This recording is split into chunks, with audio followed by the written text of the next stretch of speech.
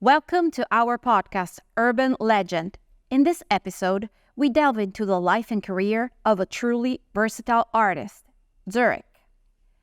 Zurik is a graffiti artist originally from Bogotá, Colombia. She began her career in 2009, focusing on the organic and geometric style of letters, a key element of graffiti writing. After traveling and working in various countries, she settled in Barcelona. Influenced by wild style, her style often breaks conventions, blending geometric, organic, and figurative elements. A distinctive feature of her work is the portrayal of female faces, used to study volume and precision. These faces have broadened her appeal and connection with the audience. She is recognized internationally thanks to her consistent artistic evolution and for being one of the few women in this field. You began your journey into the world of graffiti as a self-taught artist in Bogotá, Colombia, while studying graphic design. Where did this passion come from? It is very difficult to say. I really don't know because my whole life I wanted to paint. I started when I was very young. Probably I was 6 or 7 years old. I just starting like everybody else, like every children just like to draw. And suddenly I found that was my passion. When I was 9 years old, my mom took me to private classes to learn how to paint with acrylics and oil. And I just fall in love with it. But I actually met graffiti when I was 14 years old.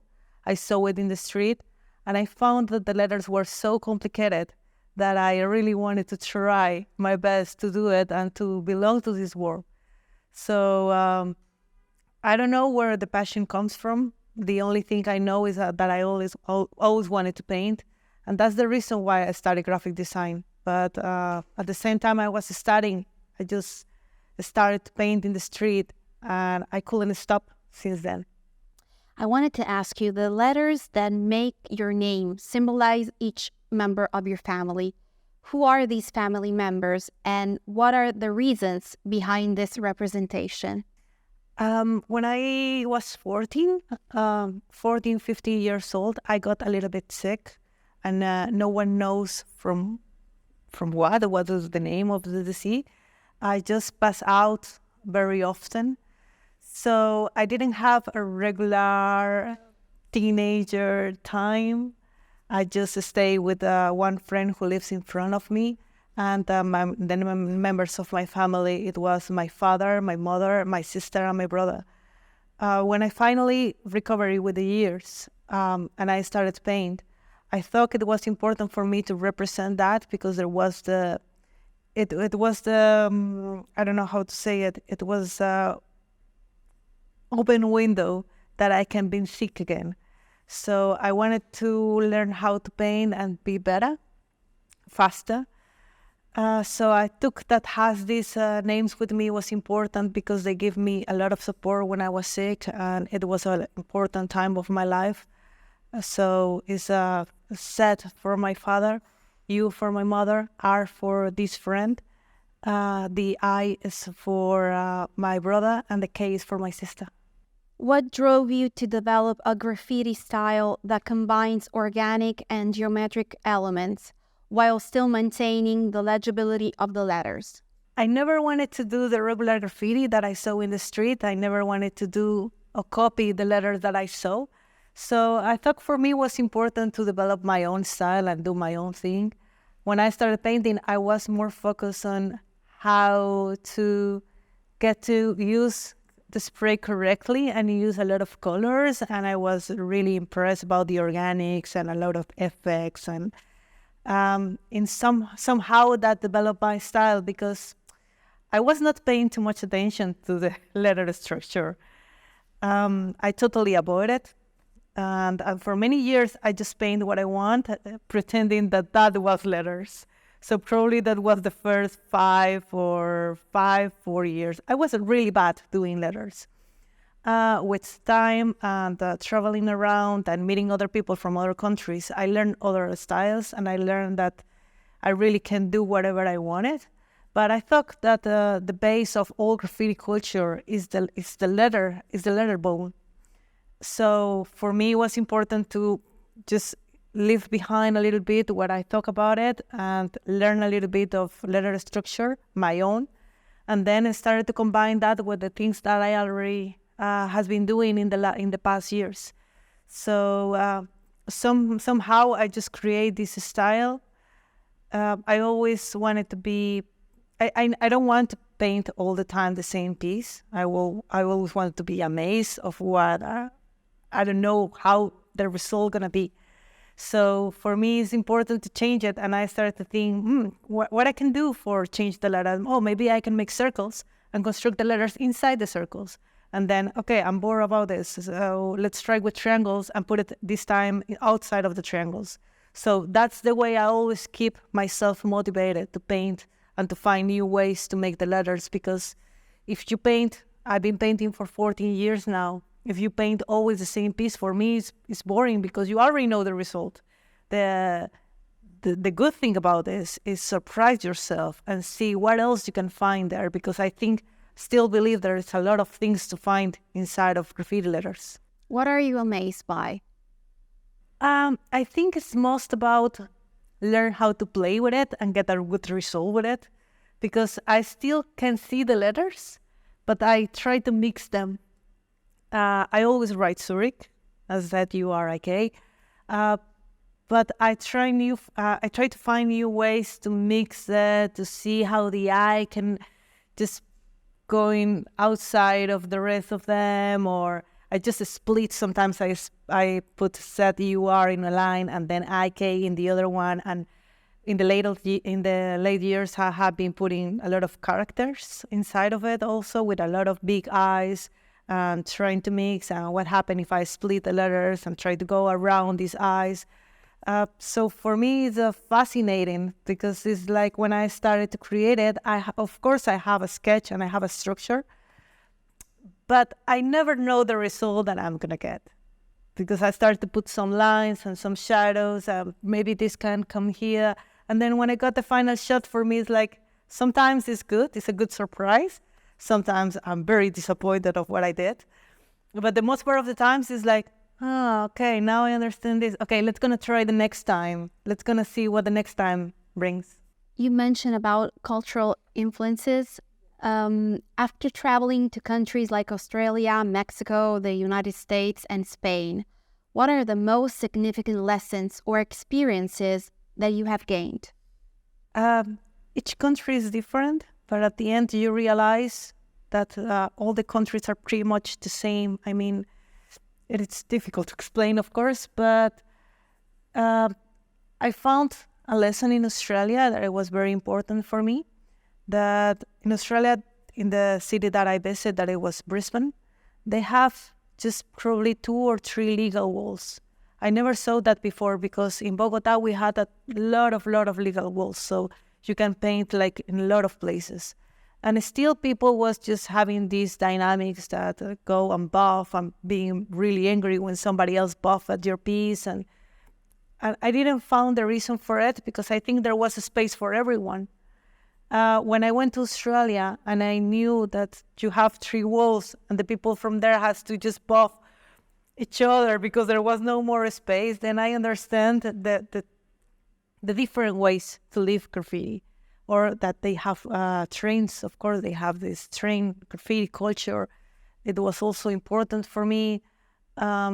So in a way, was like learn a little bit of each country. In Mexico, they are very, very good. They have a powerful culture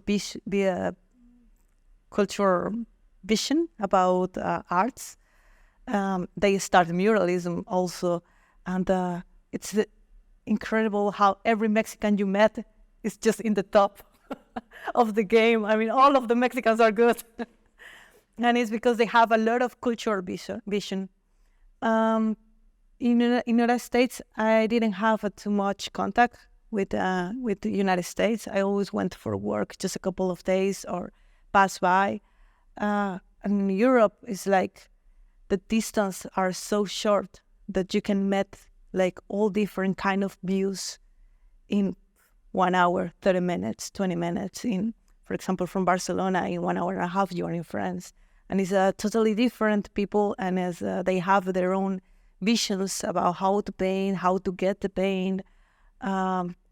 So travel just opened my eyes to be more tolerant about different kind of types of art also, because you can't deny that not all of us has the same approach to art and the same approach to materials. Especially in Bogotá, the good paint was very expensive, so we have to paint with shitty paint, and we learn how to do it like that. But in Spain, for example, where Montana colors born, it's the paint, seeing it is very cheap. So of course, some things are better there because they have better materials, and you have to take that in count. So traveling just opened my eyes to a lot of things. What were the reasons that led you to choose Barcelona as your place of residence? I wanted to move from Colombia a long time ago. I live in Barcelona since 2015, but I started to plan to move from Colombia in 2012. First, I thought in Australia. I really like Australia, but Australia is very, very far away. So it was not clever for me. And in one point, I wanted to be in European festivals, graffiti European festivals. I wanted to meet a lot of people from here. The first time that I came because I was searching like kind of a job or see how were the different countries. I travel a lot between the continent. But I met someone from Barcelona, and we fall in love. So I moved for him, basically. Although you are part of the wild style scene, your style often stands out through the use of geometric, organic, and figurative shapes. How did you forge this distinctive artistic imprint? That was pretty much to say the question that I answered before. But it's very difficult to explain because literally I do what I want. I mean, I draw a line and then I think, okay, I'm gonna paint this color outside of this line, or I'm gonna put dimension on this line. So I try to play with the volume, with shadows, with light, with color, with feel and space, all at the same time. And I don't even follow my own rules. I mean, I put some things in one letter, and then in the next one, in the same piece, I say, okay, I'm gonna do completely the opposite. So that's why I don't, sometimes when people try to explain how is my process, it's very difficult because it's pretty much freestyle. I work a lot in the bone structure now, but I don't work in the way I feel the letters. I feel the letters. So it's just freestyle. I see it in the wall. I also take in count how much paint I have from each color. I say, okay, I don't have too much of this color, so I'm going to leave it for a while. Probably I'm going to make just some details with this. I'm going to use another one that is full. So I try to play also with the material that I have in the moment. Not too much at home because I have a lot of material now. But when I go to festivals, sometimes you don't have, you have just the paint that you ask. And sometimes you are in places on the little towns that you can't ask for more because there are not shops. So I'm limited for the material, and I try to be very conscious about it since the beginning of the piece. In that way, I construct. But one thing I use a lot is black and white. Black and white is just my must always, because without it, I can't create that kind of volume or the feel of deep. So for me, it's that. Besides visual art, what other sources do you draw inspiration from? Are there specific influences or passions that enrich and nourish your creative process? I studied graphic design, but I was very, very bad as graphic designer. I tried to take some things from graphic design and just take it to graffiti. I think in a way it works. Now I'm better on my pieces, and I'm better as a graphic designer too. I try to look a lot of how movies are made. I really like movies. I go to the cinema one time per week. My dad was his dream was to be a cinema director. So when I was young, I watched a lot of movies with him. We had a lot of movies, and he always take a look about how the scenes were lighted, the colors that each director used, how the color palette in the movies, how one was different from the other one. So when I watch a movie, I sometimes start thinking, oh, this color palette could be good for a piece, or look how the shadows are in blue and the lights are in red, or the lights are a little bit orange. So probably I can just adapt that to my piece. So I'm always thinking about it. Lately, most. At the beginning, I was not too much conscious about it. But now every time I go walk in the street and, for example, I see the kids' bags, it's full of colors or full of geometric things, and I look at them, and sometimes I take pictures, not of the kids, of the backpacks. And I say, yeah, this is a good combination. Probably I can try a little bit of this in my pieces. So inspiration comes from a lot of sources. Lately, I go to museums also, and I got some ideas. So yeah, from everywhere, pretty much. Over time, even if graffiti remains at the heart of your work, you have introduced new elements, such as female faces. What inspired this transformation?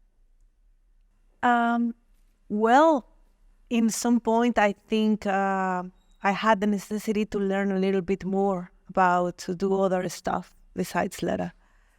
In the same way, I try to take from graphic design elements to put into these letters. I thought that I need a little bit to understand more volume to also put it into the letters. So I guess make faces teach me how to make this volume. And for me, it was a challenge. I don't really like to do faces. It's not my passion. I do it as a training. It's a training thing for me. I understand how to be faster, how to look better a picture and replicate it. I understand better the volume. So I understand better shadow and light, and how hard shadows can make the face like more strong, and how the soft and lights works. So I take all these elements, just a training, and to put it inside of the letters to make my letters better or look better. So that's the reason. There is not a specific reason why I choose girls, but I have been thinking that probably like a lot of female artists paint female faces, and I want to start a kind of investigation about it, because it's fascinating why we are so fascinated with girls' faces. Because for me, it's also like when I have to, I can choose, and nobody tell me what to paint. And sometimes I find myself and say, I don't want to paint another female face, because pretty much it's always the same. At least for me, the kind of portraits that I choose, the kind of poses that I choose, my mind has a sketch of how she should looks. So once in a while, I try to choose male faces, but for me, it's not the same. I don't feel the same vibe. I don't feel the same energy in the photos. I have painted probably 2 or 3 male faces, and for me, it's a kind of strange. And I also think like when you paint faces, you paint yourself, or you paint someone that is very, very close to you. In my case, sometimes when I paint the girls, a lot of people say to me, you paint yourself. I was like, no, this person is totally different of me. But they say, yeah, but the eyes. I was like, sometimes I see it, and yeah, I have a way to do the eyes that it looks too much and reminds my eyes or the look. And it's very difficult to avoid this. It's something unconscious.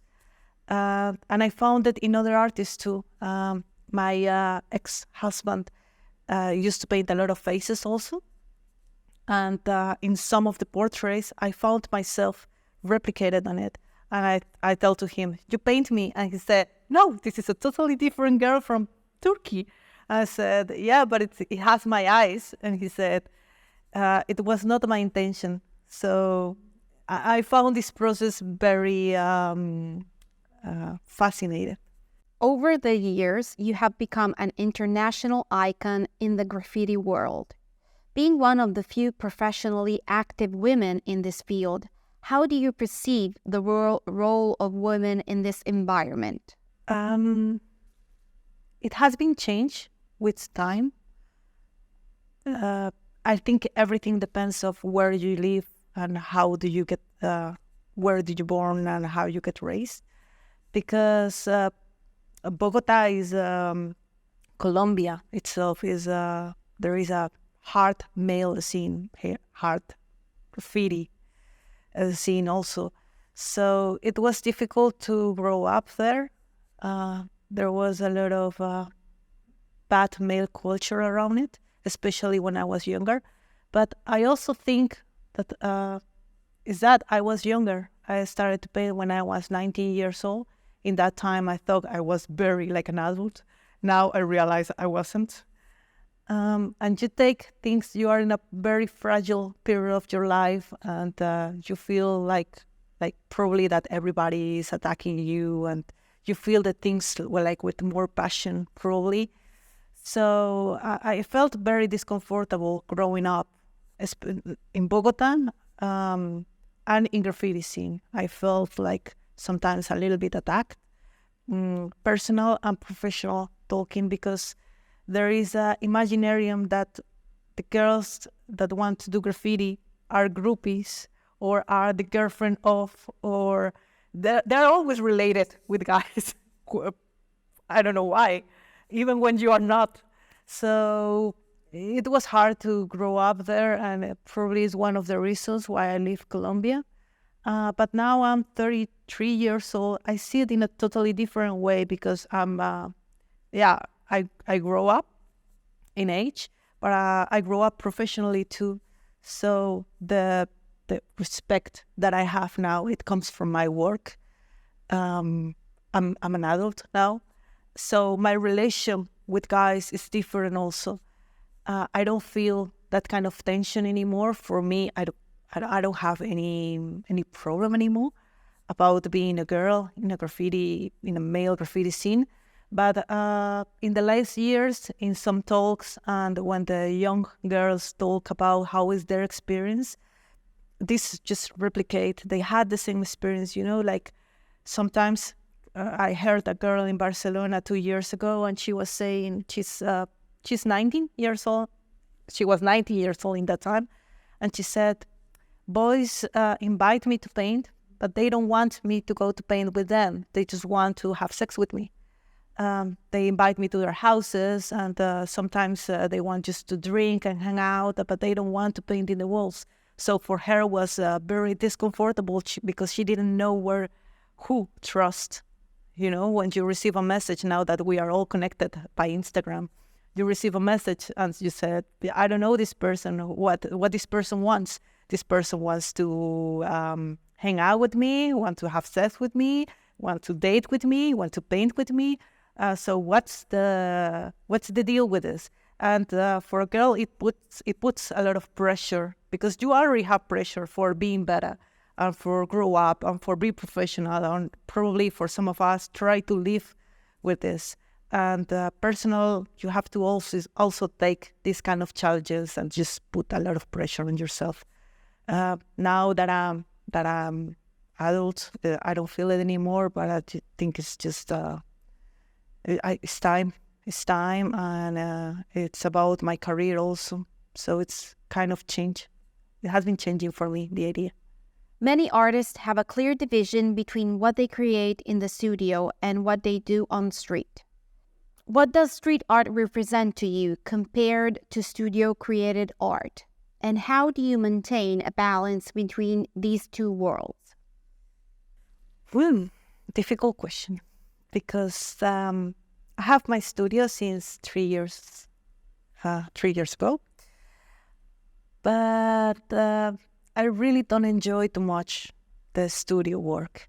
And the reason is because it's small. It's not the same as walls.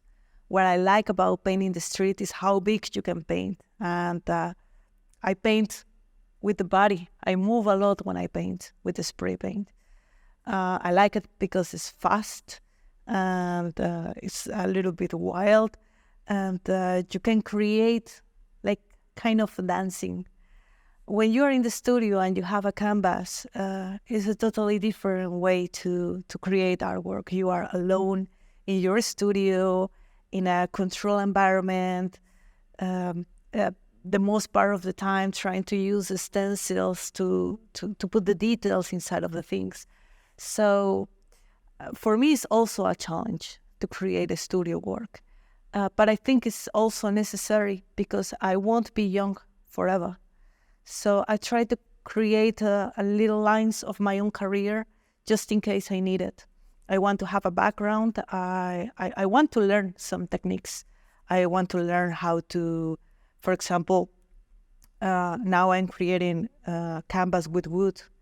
And I found the puzzle thing very interesting, and I like it to do it. I like how to create the artwork based in these little pieces. But it's always like it's a challenge to create the same thing that I create in walls to put it there, because I can't move with the spray in the same way. But I don't want to make different things neither. I don't want to create one thing in walls and probably do something totally different in canvas, because then it's not me.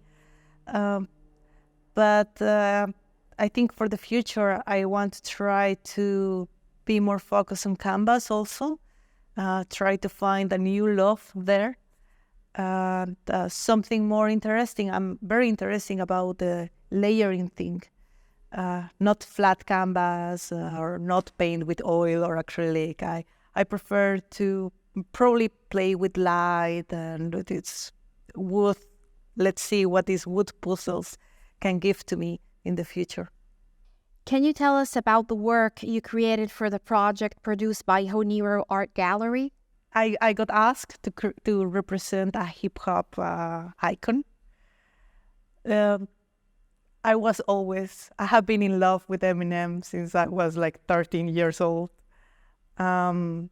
It's one of the reasons why I improved my English, actually.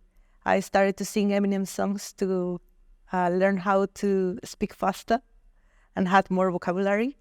Just a good one, for sure. But so when I always had this in mind that I wanted to paint Eminem, but I never did it. I don't know why. When I got asked, it was the first thing that came to my mind, and I said, yeah, I want to do it. I want to paint Eminem. I started to search some photos, and then I didn't want to paint the regular Eminem pose with the famous photos that he had from, 15 years ago. But I understand that it's very recognizable when you see it. When you see him in this way, younger and with the hat. Well, he always had a hat. But I chose this picture, and of course I wanted to put my letters on it. For me, it was very, very important. So the word just came out. For me, it was very easy, the process. I always develop all the artwork around the picture. I don't put first the letters. I first put the picture, and then I try to see how can I put the letters. I try to make at the beginning, I tried to make a mix more abstract, but then I thought, well, we are talking about hip hop. Hip hop and graffiti are like always too related. I wanted the letters were a little bit more clear, so that's why the piece is very, very clear. It's not a mix of things that you can't read it. I think you easily can read the Zurik inside of it. And I choose the wood because as I said before, it's something very interesting for me. It gives a little extra to the artwork.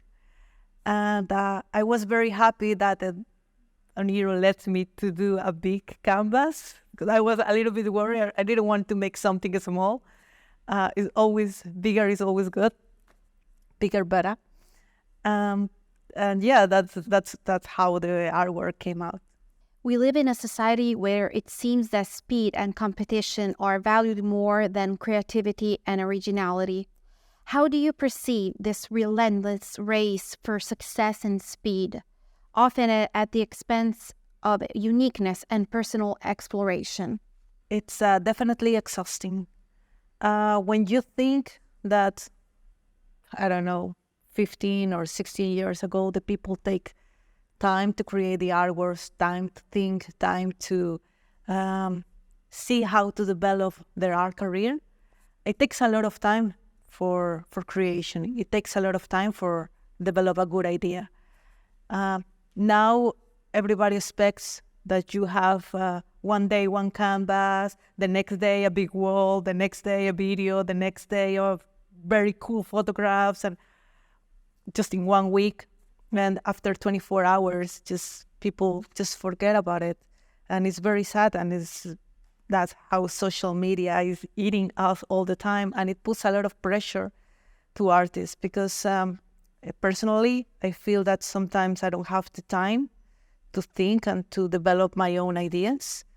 And sometimes I think I'm rushing too much. For example, in the last 15 days, I have been in 4 countries, painting 3 murals, and now here. That's a lot of pressure because your mind never get rest, and get rest is important for creation. Sometimes you came out with an idea, and when you draw it, it's not what you would thought it was. So it happens the same in walls. When you rush too much, sometimes you see it and it's like, yeah, this is not what I wanted to do, or you find yourself repeating yourself a lot. I want to take some time now between artworks because I like to change. I like to see evolution on my own work, and I need time for it. I can't say to a client, if a client comes to me and say to me, I need an artwork in 2 days, I will say it's not possible because I can do it, but then what you're gonna receive, it's not my best. Definitely, I'm gonna take just all ideas, even if I don't want it. I mean, I'm gonna take all ideas from my mind and do what I know what to do best and fast, and that's what I'm gonna deliver. But it's not my goal in life. I don't want to produce to have just money fast. I want to produce to be satisfied with the things that I produce. And I think we still have a lot of life to develop these ideas. I mean, I'm 33 years old. I hope to paint until the 80s. So there are a lot of things to try. I'm not in a rush. I understand how the world is constructed right now. There is a rush for consume more images, consume better. I got, for example, one question a few days ago and said, you always, now you are always doing the same. I say, doing the same about what? I said, yeah, about the characters. I said, I just started making characters 2 years ago. And the characters has been changing in those 2 years. So I said, oh, yeah, I thought it was more time. I was like, no, it's not. So it's the idea of how other people think, how is your work. But I can't make things faster. I can change from one day to another. And also it has a lot of pressure now. I love to make videos, for example.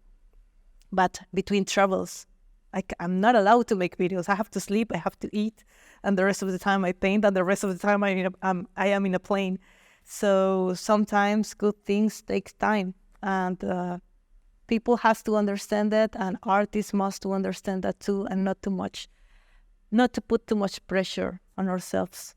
Do you believe that man is not only rational, but also irrational, imaginative, fanciful, desirous, dreamy, and with the right times can unleash this essence? I think humans are rational and irrational in equal, and it's a balance. And you have to keep it. You can't be completely irrational and emotional and creative because probably you lose your mind inside of it. If you are too rational, then you're going to be depressed, always thinking about it. For creativity, I think it's important to keep a balance between both things. Know what you are doing, and also give to yourself the freedom to experiment, create, to dream, and also to feel. I'm not so much about. I try to not put my own feelings on my artwork, for example, but sometimes it's a kind of catharsis to put it, and it's good. But sometimes I want to be a little bit more professional and rational. So I think the word is just it needs both. It needs both things, and man has to have a balance between them. In your opinion, how do you acquire this balance? In which ways? How do you keep it? How do you keep it? I think you need to keep healthy, like the normal things like make exercise, eat good, sleep good. This is also necessary. I found myself when I have too much work or I have too much things on my mind, my body can feel it. And sometimes it goes like in a really bad ways, and my work starts to be a little bit low. So keep this balance is about to give the space to yourself, to be with yourself, and also to make mistakes. I mean, not everything. I have a lot of practice, and even that, not all the things that I paint are the greatest thing that I've done. Sometimes I paint things that is like a disaster, and I know it's because for example, stressed or a little bit sad, or probably too euphoric also, because when you are too happy, you don't care about certain things. But it's very difficult to find a balance, and also find a balance between your virtual life and your real life. There was a time that I spent too much time in Instagram or in the computer, in the website, and trying to put a lot of virtual words and virtual pictures.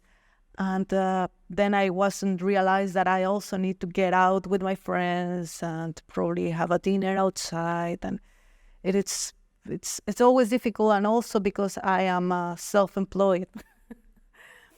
So it's difficult to say, okay, from this hour to this hour I work, and the rest of the time is free. It's free even if you want to be in the couch watching a movie, because suddenly sometimes you find yourself watching a movie and you feel guilty because it's like you can be working. It's like, no. Body needs to rest too, and mind needs to rest. Sometimes I need to put apart graffiti things and paint things and say, okay, let's gonna think in something else, because it's important that rest for mind and body.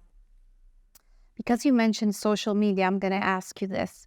What is your perception of the massive resonance you have achieved on social media, and how has this recognition influenced your artistic journey and your approach to creation? When I started painting, I started with a Facebook page. I know that in that time, a lot of the people who follows me because I was a girl painting graffiti. There were like probably 2 or 3 girls painting active in that time, and I was one of them. So of course I take a lot of attention, and the boys wanted to see me, and I never post my face, or I never posted like too much myself. I always post my work, but I know that I attract this attention for this. So in a way, since I started painting, I was always like social media famous. But then I changed to Instagram, and I started to reach a lot of followers. And of course, it helps a lot when you try to get new projects, when you try to reach more parts of the world, different countries, different festivals. And of course, people take a look of how many followers do you have, how much engagement you have. Because in our imaginary, it's like if you have a lot of followers, you are as good as your followers amount, which is not true at all. But it definitely helps. And I'm very lucky that I understand how social media works. I like it. I like to be active on it. I learned how was the game since too early. So I take a approach of it. But sometimes I don't want to leave it because I know that I need it. It's part of my work. But sometimes I try to be a little bit a part of it and try to not be too focused on it because sometimes you pay too much attention to numbers and numbers doesn't mean anything. Some of my best works has just a few part of the likes.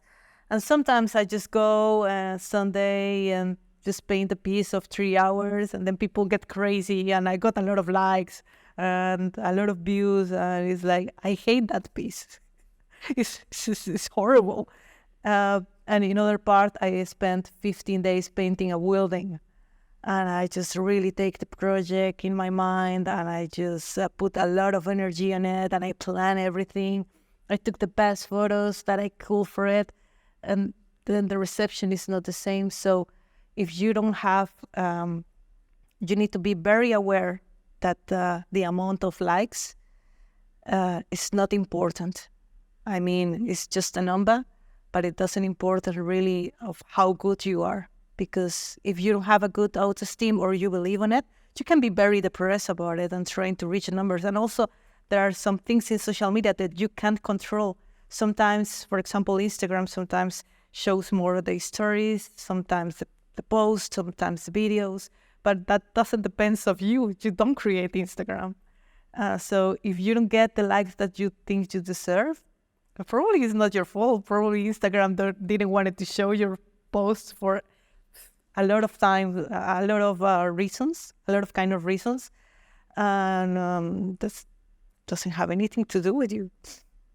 Have you ever considered the idea of joining forces with other artists or performers to create multidisciplinary artistic projects? How do you see the possible interaction between your art and other artistic fields? Oh, I would like to be more open to it. I wanted to create a lot of things, especially now that I am working with the wood. I'm trying to, I don't know, I try to think how this could be. For example, find someone who was really dedicated to wood and tell him my idea and see what things he can just give it to me and what things I can give it to you and create an artwork together. But the reality is that I'm always moving too much. And it's what I said before, I need time also to meet people and time to get more interaction with them. Because for me, it's not just about work. I mean, you need to have a connection with the person you are creating this artwork. Not the greatest friendship, but at least some points, some viewpoints in common. I haven't found yet the person to share this, but I think it's also because I'm very jealous with my own job. It's very difficult to me to delegate. Even the video, I mean, I get sometimes I get video for other people and they have an idea and I have another idea. And at the end, they shoot and cut what they want. And it's like, yeah, but I don't feel very comfortable with it. So it's very difficult to find somebody with who you can construct this 50-50 for make an artwork or a piece of art or a piece of merchandising even. But it's something that I have been thinking lately also. I want to create more with other people and open my mind a little bit to see, because there are a lot of interesting people doing interesting things around the world. And I move a lot, so for me it's easy to connect with these people and probably create something better. And I also believe when you are by your own, you can go far, but when you are with others, you can just go further, so you can grow better. Your art is in constant metamorphosis, with each piece differing from the previous one. How do you approach and experience this ongoing artistic transformation with a view to the future? I'm always worried that one day this stops. Always. But I'm very confident about myself that I always gonna find a solution, or I'm always gonna jump. I can jump even. I don't need to find new things all the time. Sometimes you can just come back to the start point. I like to review my old pieces and my old ideas, and when I made them, probably I didn't have the skills to create them, and it looks horrible. But 14 years later or 10 years later, now I think like, yeah, I can just probably rescue this idea, probably make it again and try to do it again. So the metamorphosis is always like constant. So even when I'm worried about it, I'm worried just a little bit. I think I always gonna find a way to mix the letters or to create new things. But yeah, it's something that I don't know where this is going. As I said before, I'm not getting younger, and I'm also worried because I know there will be an age where I won't be allowed to paint murals anymore because my body won't let me, basically. So I'm trying to prepare the future, experimenting different things, and who knows what I'm gonna do the next year. The only thing I know is that I still like to do letters. I still feel so connected with graffiti scene and graffiti community and the way the basis of graffiti. I still like them a lot. It's not that suddenly tomorrow I'm just gonna do portraits, but I think I'm gonna find a way with the years. In the reality, I'm not so worried.